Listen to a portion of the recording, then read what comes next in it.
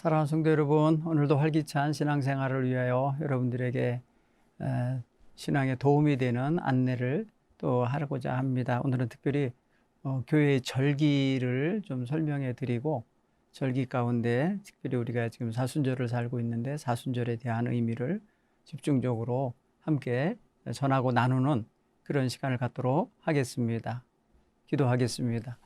하나님 고맙습니다. 우리에게 이 모든 세상을 허락하시고 이 안에서 하나님의 뜻을 분별하면서 그 뜻을 이루어가며 살 수 있도록 하나님 백성 삼아 주셨으니 감사합니다. 오늘도 하나님 저희들 거룩한 한 날을 살고 또 저희들의 생각과 말과 행동들을 통하여 하나님의 영광을 드러내며 살아갈 수 있도록 도와주셔서 감사합니다.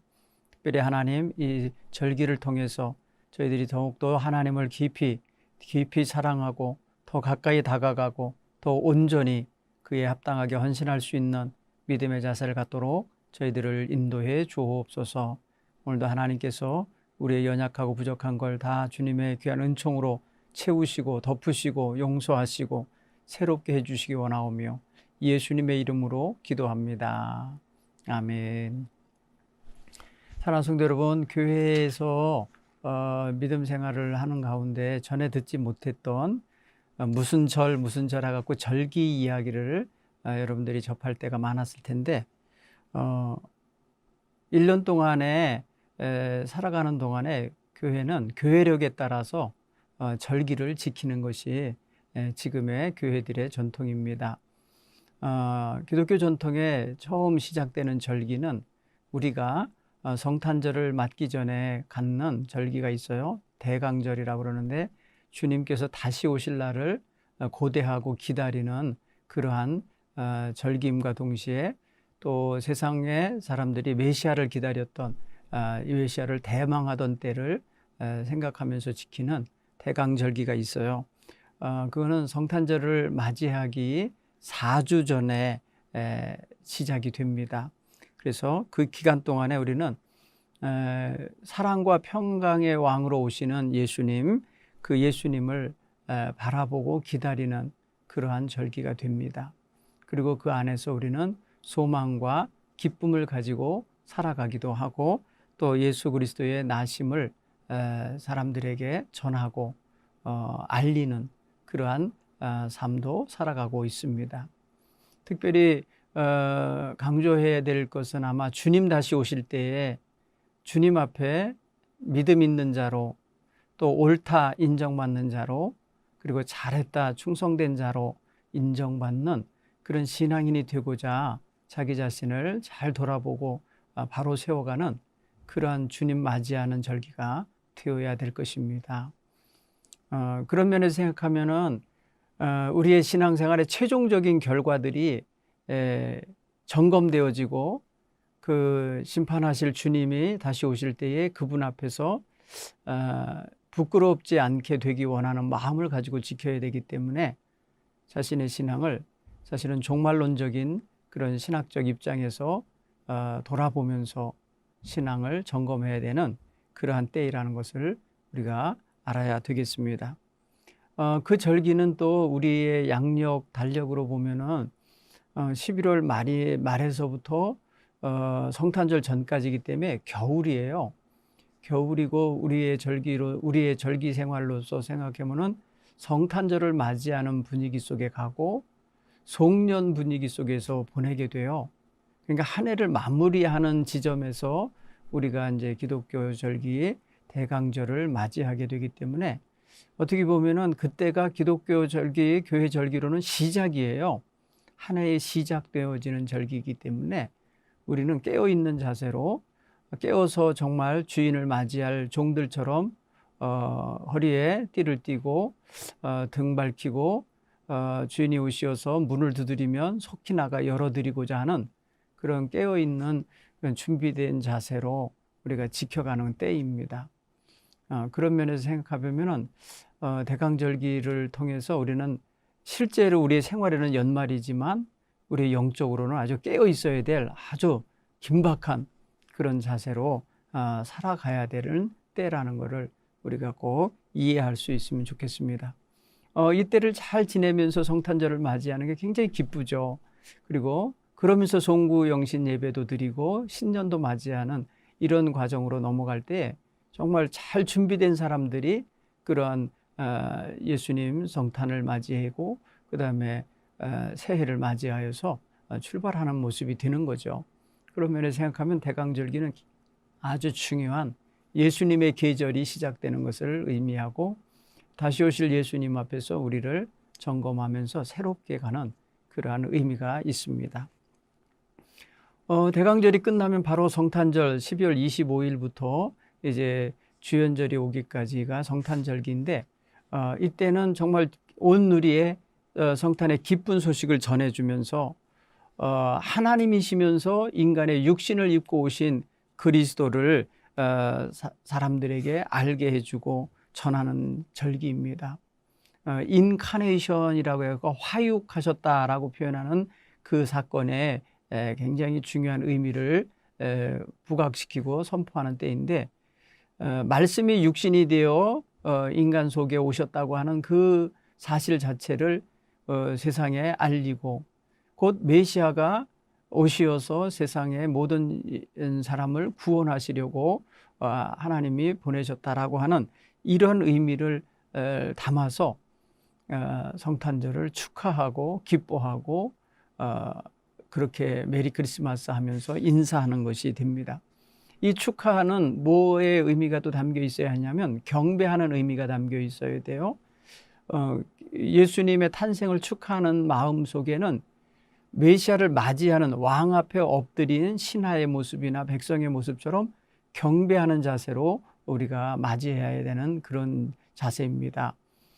동방 박사가 동방의 킹들이라고 그래요. 왕들이라고 그러는데 이들이 그 마국간에 나아 계신 예수님 앞에 엎드려 절하며 황금과 몰약과 또 그 향품을 드리면서 경배하는 장면을 보십시오. 그게 바로 성탄절을 맞이하는 처음 성탄절을 맞이한 사람들의 자세였잖아요. 그런 면에서 생각할 때 우리는 그냥 축하하며 즐거워하며 축제를 벌이는 것만을 초점을 맞추고 기독교 성탄절이 왔는데 사실은 경배하는 자세가 있어야 되는 거예요. 절하고 엎드려 경배하는 자세가 그 심령 중심에는 잘 잡혀 있어야 성탄절이 사람의 어떤 축제를 위한 절기가 아니라 하나님의 구원의 역사를 이루시는 구원자의 오심이 부각되는 그런 절기로서의 의미가 나타날 거라 생각이 되집니다. 이 성탄절이 지나고 나면 1월 6일이 바로 주현절입니다. 주님이 이제 현현하신 모습을 사람들에게 드러내셨다 하셔갖고 주현절이라고 표현하는데 이 절기는 이제 사순절이 올 때까지 이어집니다. 주님이 세례받으시고 주님이 공생애를 시작하시면서 사람들 앞에 드러나셨고 그의 가르침과 그의 이적과 기사가 사람들에게 드러나게 되는 그런 절기로 그것을 강조하고 또 이렇게 이제 의미를 부각시켜주는 절기가 바로 주현절입니다. 짧게 진행되지만은 그 절기 또한 소중한 절기입니다. 그리고 이 주현절이 끝나고 나면은 바로 사순절이 진행되는데요. 사순절은 부활절이 오기까지 주일을 뺀 40일 전부터 시작이 됩니다. 부활주일 전 주일을 제외한 40일. 그래서 그리스도가 부활하시기 전의 삶을 생각하고 또 거기에 합당한 우리의 신앙생활을 하는 성도들의 자신을 돌아보며 조심하고 근신하고 또 자기의 죄를 회개하고 주님의 고난과 죽으심을 깊이 묵상하며 그 주님의 죽으심과 부활하심이 이제 우리를 위한 생명의 주로서의 커다란 대사명을 이루시는 것임을 마음에 생각하고 지내야 되는 때입니다. 그래서 사순절은 참회 수요일부터 시작이 됩니다. 수요일부터 매년 수요일부터 진행이 되는데요. 그 수요일 날 우리는 참회의 날, 제 수요일 이렇게 해서 재를 뿌리며 회개했던 구약의 전통을 생각해서 그것을 가지고 우리의 이마에 아니면 얼굴에 바르면서 슬픔을 표현했던 그런 절기였습니다. 기독교 초기 전통에서는. 그러고 나면은 그 사순절이 그 회개의 날을 시작으로 해갖고 부활절 전까지 간다 했는데, 그 부활절 바로 직전에 일주일을 우리는 종려주일로 시작을 해서 고난주간으로 살아갑니다. 그래서 그 고난주간 속에서도 또 우리는 수요일 날 목요일이라 해서 세족 목요일 뭐 이렇게 표현하기도 하고, 최후의 만찬을 하셨던 날이기 때문에, 그날 저녁이기 때문에 그런 어떤 성찬의 날로 삼기도 합니다. 그런가 하면은 금요일 날은 이제 주님이 십자가에서 달려 죽으신 날이라 성금요일이라 해서 침묵과 또 금식과 참회의 시간을 갖지요. 그리고 그 한 주간 동안은 특별히 주님이 빌라도 법정에서 신문당하시고, 그리고 고난당하시고, 그리고 심하게 채찍 맞으시고 했던 그런 시간들을 되새겨 보면서 주님의 고난에 대한 의미를 좀 더 마음에 새기는 그런 절기이기도 한 것입니다. 그리고 나서 부활절을 맞이하면 그날은 우리 모두의 승리의 날이요, 죄와 사망의 권세를 깨트리고 이기시고 부활하신 날이기에 최고의 날입니다. 그래서 부활절은 사실 기독교 절기 중에서 최고 능력 있는 절기요, 기뻐해야 할 절기요, 크게 지켜야 될 절기입니다. 그런데 우리들의 어떤 이렇게 생활 속에서 보통 4월에 진행되는데 한참 살아가는 바쁜 절기예요. 그래서 그런 절기를 몇 날 며칠이고 이렇게 빨간 글씨로 하면서 즐길 수 있는 그런 형편이 못 되죠. 그래서 부활절은 주일날 중심으로 이렇게 부각이 되고, 그 이후 시작되어지는 모든 주일이 작은 부활절 같은 기쁨과 승리의 어떤 그 찬양과 그런 노래와 예배가 있는 그런 날로 이제 지키는 거예요. 그래서 부활절 이후에 또 주일들은 모두가 다 부활절을 중심으로 부활절을 의미하며 우리가 지키는 것이라 생각하면 매 주일마다 의미가 아주 있는 거죠. 그렇게 해서 부활절기가 5월 하순까지 진행이 됩니다. 그러고 나면은 5월 셋째 주나 넷째 주쯤에 우리는 성령 강림절기를 맞이해요. 그것은 이제 6월절을 중심으로 해서 오순절까지의 그 기간을 의미하기도 하죠. 그래서 그 부활절기가 그 6월절부터 오순절까지 가고 있는 그 기간만큼 50일이 지난 다음에 맞이하는 주일이 그래서 성령 강림절기가 되는데, 성령 강림절기에부터는 또 우리가 이제 강단보를 이제 녹색으로 걸고 생명의 절기, 생명의 역사를 이루시는 그 성령의 역사를 우리가 부각하며 성령과 함께 역사하셨던 예수 그리스도의 사역과 또 성령이 친히 초대교회와 온 성도들과 교회를 통해서 역사하셨던 그런 모든 역사들을 돌아보고, 또 우리 자신을 그러한 성령의 도구가 되도록 하는데 애쓰고 힘쓰는 그런 절기로 살아갑니다. 유대 절기로는 이게 오순절이었죠. 그래서 오순절은 말 그대로 보리와 밀 추수를 다 마치고 난 다음에 그 첫 번째 절기를 지켰던 것이 바로 이 맥추절이자 오순절 역사였잖아요. 그런데 지금 우리는 성령 강림절과 맥추절을 분리해서 지키고 있어요. 그래서 이제 성령 강림절은 성령 강림절대로 의미를 부여하여서 지키고, 맥추절은 우리가 7월 첫 주일 날 지키곤 합니다. 그는 모든 이제 6월까지의 그런 밀농사, 보리농사를 다 거뒀던 그 농경 문화의 어떤 바탕을 두고 있는 절기였기 때문에 그것을 다 마친 다음에 지키는 전통을 지금도 희미하나마 우리 기독교가 가지고 가고 있습니다. 특별히 구약에서는 이 오순절 절기가 무엇과 연결이 되냐면요, 이 유대인들은 모세가 시내산에서 하나님의 율법을 받았던 때가 있어요. 그 유월절을 지키고 저들이 유월절을 지키고 난 다음에 출애굽하여서 광야를 지나서 시내산에 와서 시내산 아래에서 장막을 치고 하나님의 부르심을 받은 모세가 시내산에 올라가서 하나님의 율법을 받은 율법 수요를 받은 그것과 의미를 연결을 해요. 그런가 하면은 이 오순절에 실제로 신약 성경에서는 초대교회 예루살렘 공동체는 성령 충만한 역사, 성령을 받은 역사로 연결되잖아요. 그래서 문화로서 지킨 그 오순절, 밀농사나 보리농사를 다 거치고 난 다음에 7주를 해요. 그래서 그 다음날 지켰던 이 맥추절기가 곡식을 얻은 절기인가 동시에 율법을 말씀을 받은 절기인가 동시에 또 신약시대에 성령을 충만히 받은 절기로 이렇게 연결이 되고 있어요. 그래서 우리가 그때를 아주 굉장히 소중하게 여기는 때인데 우리의 한 해의 양력 달력으로 보면 그때가 6월, 7월 그때로 연결될 수 있는 때예요. 굉장히 그러니까 생명력이 강한 때입니다. 우리 식으로 따지면은. 그렇게 보면은 우리 한국 기독교의 성도들도 그 절기가 지켜질 때에 성령 강림절기 시작됐죠. 5월 마지막 주부터 시작되니까 그 다음에 맥추절이 7월 첫 주에 있으니까 그 사이가 굉장히 뭐랄까요, 생명력이 충만한 절기죠.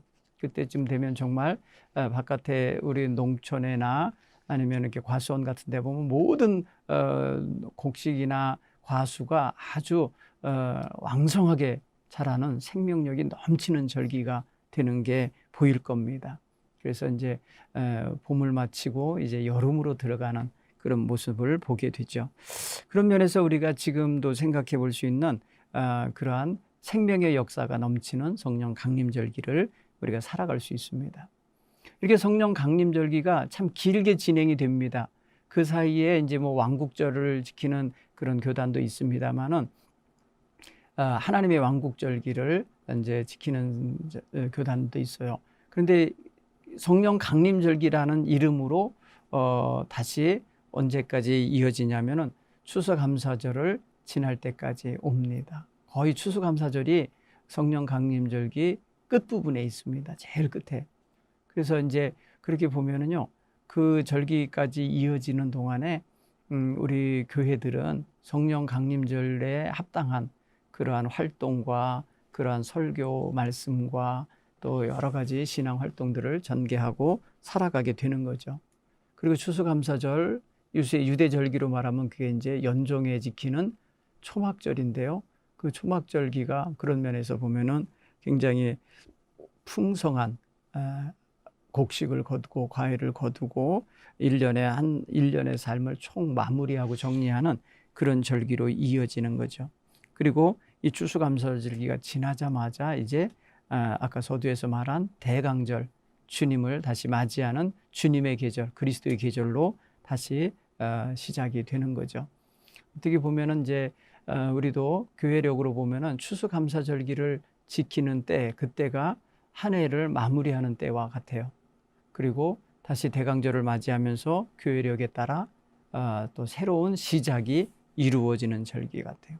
이렇게 해서 그리스도의 절기로다가 시작을 해서 성령의 절기로 마치는 그러한 교회력을 갖고 있습니다. 특별히 예수님의 고난과 죽으심을 이제 강조하는 이제 사순절기와 이때는 이제 무엇과 연결이 되느냐면요. 유대절기로는 유월절이 연결이 돼요. 예수님의 십자가 사건이 유월절 양을 잡는 날, 그 다음 날 이렇게 이루어졌다고 성경은 이제 복음서마다 약간의 하루의 차이가 있게 표현되지만은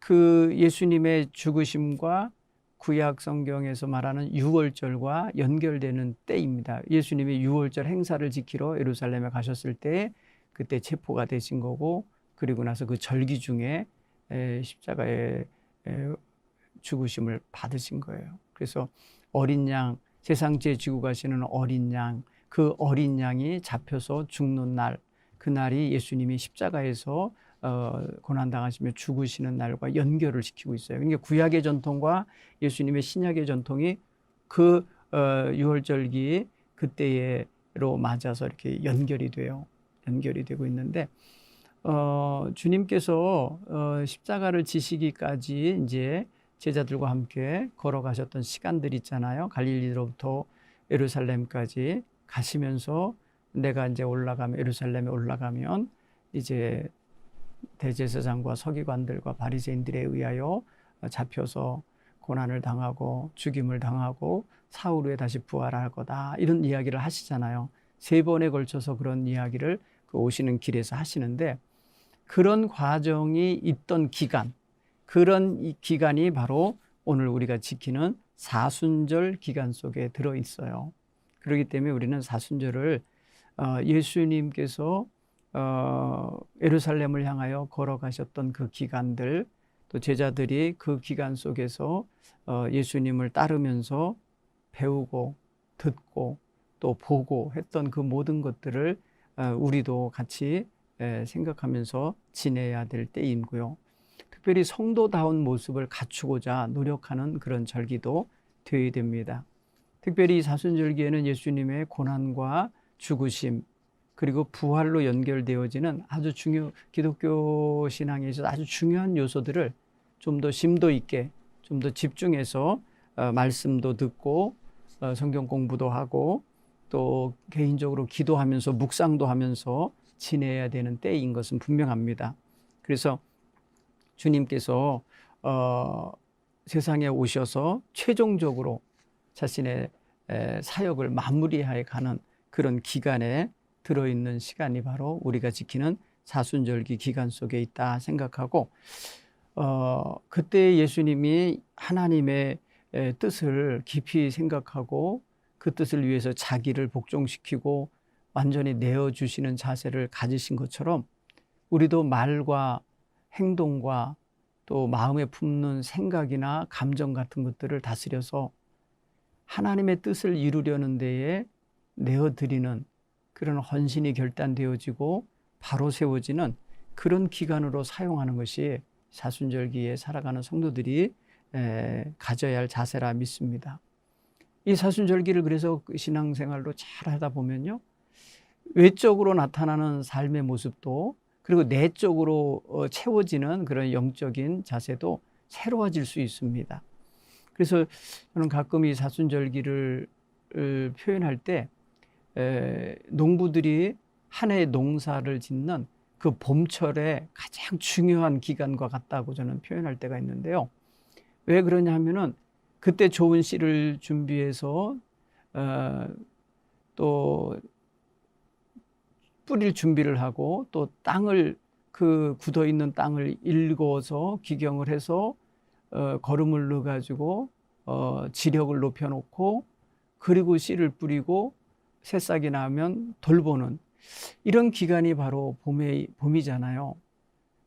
그런 면에서 볼 때 우리 신앙인들에게 있어서 사순절기는 그동안 굳어져 있었던 자기의 그 습관화된 신앙생활이나 거짓된 모습, 외식된 모습, 형식적인 모습, 진지하지 못하고 하나님 앞에 겸손하지 못했던 그런 신앙생활들을 다시 한번 다 갈아엎어야 돼요.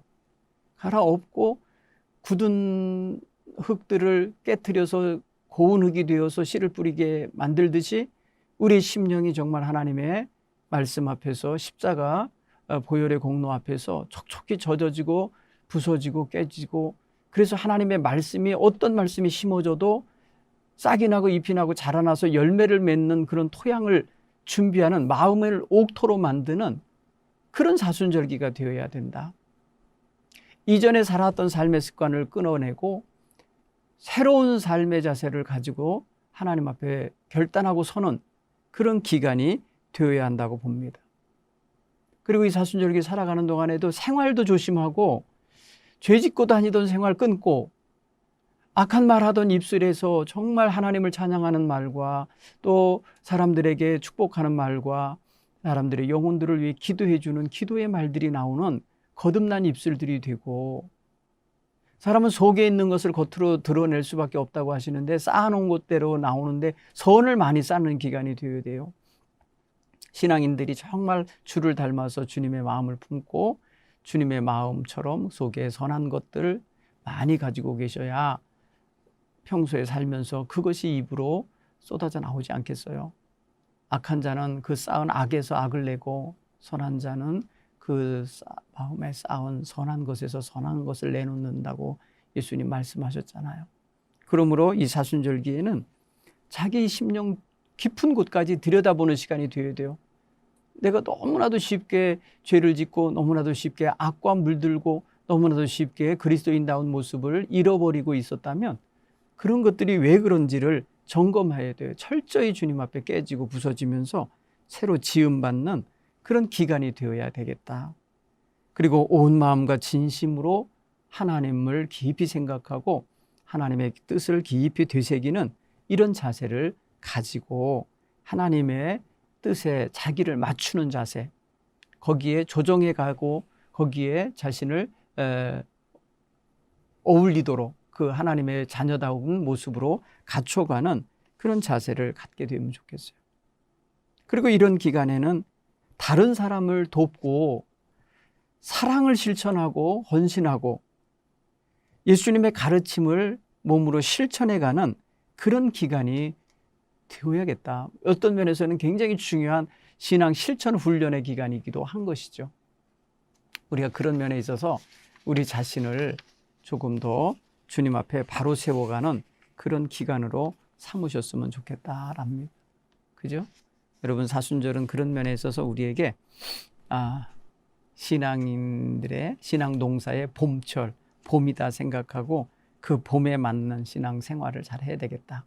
신앙 성장과 또 신앙의 어떤 그런 튼실함을 위해서 좋은 거름을 많이 넣어야 되고 물을 대줘야 되고 온도를 맞춰줘야 되는 때처럼 우리 신앙생활을 좀 그렇게 돌아보고 관리하는 그런 시간을 가져야 돼요. 거기에 굉장히 중요한 포인트가 있는데요. 그게 뭐냐면 이제 회개입니다. 사순절기의 가장 중요한 포인트는 회개, 참회라고 표현도 하고요. 회개라고 표현하는데 이거는 뉘우친다라는 의미의 회자가 있어요. 그리고 고친다고 하는 개자예요. 한문으로. 그래서 뉘우쳐 고치는 삶의 자세를 갖는 때 이게 바로 회개의 때입니다. 회개. 그렇게 되다 보면은 이전에 가던 길에서 돌이켜 오는 역사도 나타나고요. 잘못된 삶의 방향을 수정하는 그러한 계기도 생기고요. 남은 여생을 내가 주를 위해서 헌신하며 살겠다는 새로운 각도의 결단도 가능해지는 때입니다. 그래서 이때가 사순절기에 특별한 신앙교육을 시켰는데요. 옛날에는 그 뭐냐 세례자반, 세례받을 사람들을 특별히 이때 훈련을 시켰어요. 물론 그 이제 역사에 따라서 훈련 기간이 다르기는 했지만 보통 여러분 이 사순절기 동안에 기본적인 신앙 훈련을 시켜줬다는 것을 생각하면 너무나도 우리에게도 좋은 신앙의 때라고 생각합니다. 그 다음에 우리가 또 이런 신앙 훈련과 교육의 기간만이 아니라 어떤 기간도 되느냐면요. 전도의 기간도 됩니다. 그리스도를 모든 사람들에게 전환할 수 있는 아주 중요한 절기. 주님이 왜 오셨고 주님이 왜 고난당하셨고 주님이 왜 죽으셔야만 했는지를 우리가 전해줄 수 있는 시간. 이때 우리가 전도를 입술로만 하는 게 아니라 아까 말씀드린 사랑 실천하는 삶으로 우리가 복음을 전할 수 있어야 돼요. 그래서 우리가 이런 때에 지역사회에 믿지 않는 사람들에게 다가가서 그리스도의 사랑을 듬뿍 더 전해줄 수 있으면 얼마나 좋을까. 이런 자세를 가지고 우리가 전도에 힘써야 될 때입니다. 그런가 하면 가정적으로도 이때는 삼가 조심해서 쾌락을 즐기러 다니는 시간이 아니라 아빠나 엄마가 일찍 퇴근해서 가정에 들어와서 아이들과 좀 더 신앙적으로 아이들을 추스려 주시고 가족이 함께 모여 예배도 하시고 함께 주님의 사랑과 은혜에 합당한 그런 말씀도 함께 읽고 그리고 찬양도 함께 하고 가족들이 이때에 또 함께 식사를 하는 시간들을 가지면서 마치 유월절 식사를 나눠 먹었던 그런 예수님과 제자들처럼 또 이웃에 사는 사람들과 함께 또 이렇게 단란한 식사 모임 같은 것도 주선해서 만들 수 있는 그런 기간들을 해야 돼요. 그래서 전도하는 거고, 그래서 예수님의 사랑을 나눠주는 기간이 되어야 돼요. 자, 먼저 사순절기 생활에 대해서 이제 정리를 좀 하겠습니다. 사순절에는 가장 중요한 포인트를 참회와 자기 근신의 자세를 두는 데 있다 그랬어요. 그래서 자기의 안과 밖을 살피는 기간 되셔야 됩니다. 그래서 자기 자신에게 훌륭한 영적 훈련의 기간이 되게 하십시오. 그러려면 정해진 시간에 기도도 하시고 말씀을 묵상하는 시간도 꼭 갖는 그런 자세를 가지시기 바라고, 일주일에 한 번씩은 한 끼 정도는 금식을 하면서 주님을 집중적으로 생각해 보는 그런 시간, 그리고 절제하는, 향락을 절제하고 온갖 죄 짓던 삶의 습관들을 절제하는 그런 기간으로 삼으시면 너무나 좋은 개인이 영적 훈련의 기간이 될 겁니다. 그 다음에 자기 자신을 바로 세워가고자 하는 영적 훈련의 기간으로 삼으시면 좋겠고, 세례받기 원하는 분들은 이때 세례받는 자의 자세에 대하여 공부하고 배우는 그런 기간이 되어야 될 거고, 세 번째로는 전도하시며 사랑을 실천하는 그런 기간이 되어야겠습니다. 이 속에서 우리가 좀 더 그리스도인다운 좋은 신앙인으로 성장해 갈 수 있으리라 믿습니다. 이번 주 지금 현재 우리가 지키고 있는 절기가 사순절이기 때문에 사순절에 대한 그런 안내를 좀 더 집중적으로 했는데요. 여러분, 사순절 기간 동안에는 누가 뭐라고 해도 자기 자신의 신앙은 자기가 지켜야만 되는 거기 때문에 기도 시간과 말씀 읽고 묵상하는 시간을 꼭 갖기를 여러분들에게 권면합니다. 그거야말로 우리가 기본적으로 지켜가는 신앙 생활의 요소입니다. 누가 대신해 줄 수 없는 요소입니다. 그래서 사순절에 여러분이 좀 더 진지한 신앙인으로, 그 다음에 좀 더 뿌리 내린, 깊이 내린 그런 신앙인으로 서게 되시기를 간절히 축복하며 고면합니다. 기도하겠습니다.